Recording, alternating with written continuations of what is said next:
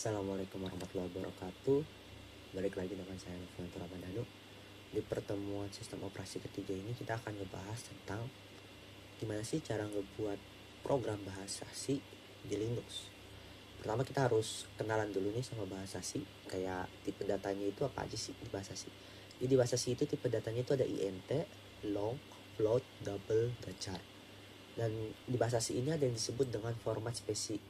Jadi format specifier ini digunakan untuk memanggil nilai yang ada di dalam sebuah variabel supaya nilainya tersebut bisa ditampilkan ketika kita menggunakan perintah printf seperti itu.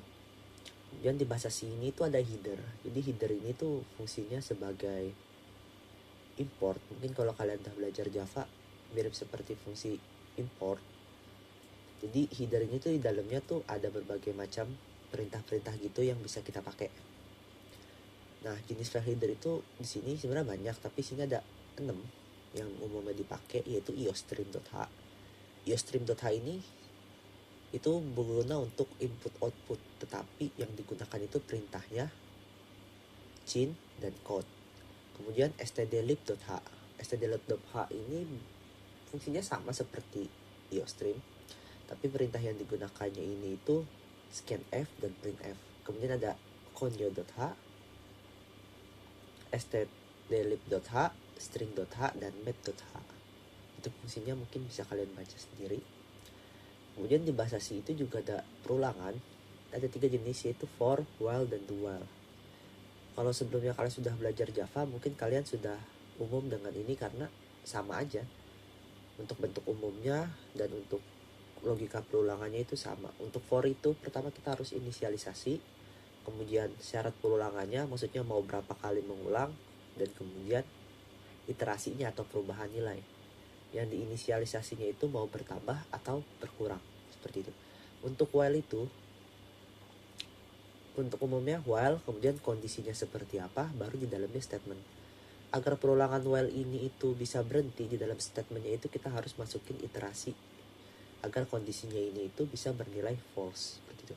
Untuk do while ini mirip seperti while, tetapi untuk do while itu kita bakal mencetak dulu minimal 1 statement, baru kemudian kita ngecek kondisi apakah kondisinya benar atau kondisinya salah. Kalau misalkan kondisinya salah, maka kita bakal keluar dari perulangan tersebut, seperti itu. Untuk percabangan ada 4 jenis, yaitu ada if untuk 1 kondisi dan 1 statement, kemudian if else untuk 1 kondisi dan 2 statement, statement true dan statement false. Kemudian if else ini untuk banyak kondisi dan juga banyak statement. Ini ada switch case. Switch case ini biasanya kita gunakan untuk pembuatan menu ya. Jadi ketika case 1, case 2, case 3 seperti itu. Untuk contoh programnya langsung aja saya tunjukin supaya nggak lama. Kalian bisa buka Linux kalian, kemudian kalian buka terminal. Nah, untuk pembuatan bahasa C ini kita bakal menggunakan nano editor, nano kayak text editor gitulah. Caranya itu pertama ketik nano spasi nama file yang mau kalian buat. Di sini saya pertemuan 3, kemudian ekstensinya yaitu .c.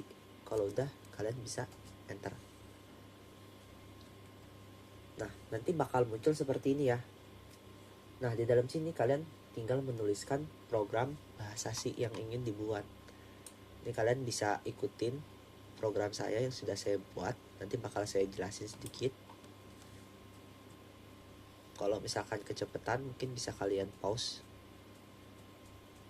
Nah, jadi yang paling pertama itu kita harus include atau kita harus memasukkan headernya, yaitu stdio.h, yang mana nanti fungsinya printf dan scanf ini bakal kita gunain. Kemudian di sini ada int main itu tuh metode utama yang mana dia yang bakal dijalanin pertama kali ketika program jalan. Kemudian dalamnya saya ngebuat 2 buah tipe variabel, yaitu int dan float. Nah, kemudian di sini perintah printf. Perintah printf ini digunakan untuk mencetak tulisan yang ada di dalam sini ke layar. Jadi kayak untuk mencetak outputnya lah, seperti itu. Kemudian scanf ini digunakan untuk kita memasukkan inputan melalui keyboard.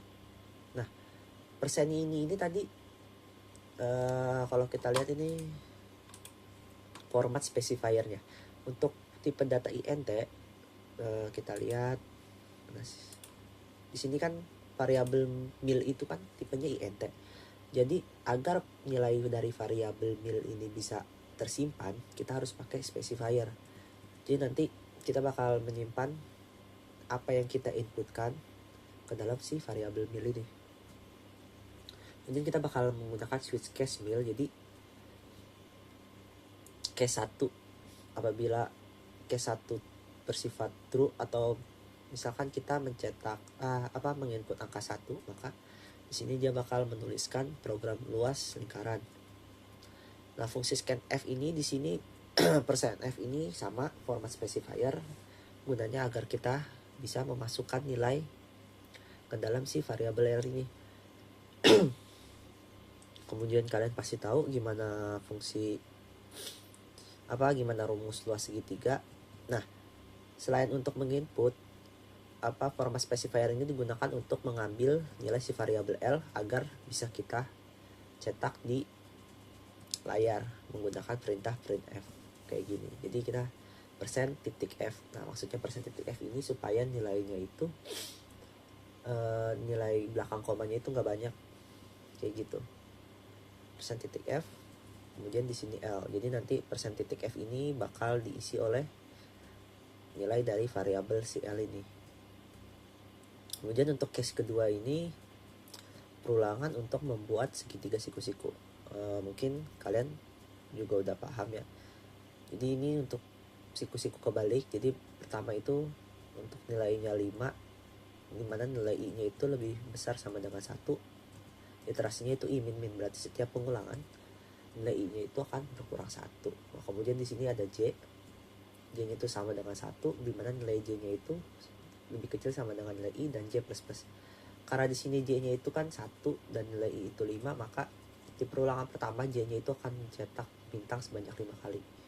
Kemudian setelah itu akan membuat baris baru. Di perulangan kedua J-nya itu akan mencetak sebanyak 4 kali karena di sini nilai I-nya sudah berkurang 1. Jangan lupa untuk case itu kita menggunakan break untuk menghentikan program yang ada di atasnya. Nah, kemudian ada default ini apabila misalkan kita menginputnya itu enggak 1 atau 2. Misal kita input 3, maka dia bakal muncul perintah pilihan enggak ada, seperti itu. Apabila sudah, jangan lupa kalian untuk Ctrl S atau kalian simpan dulu.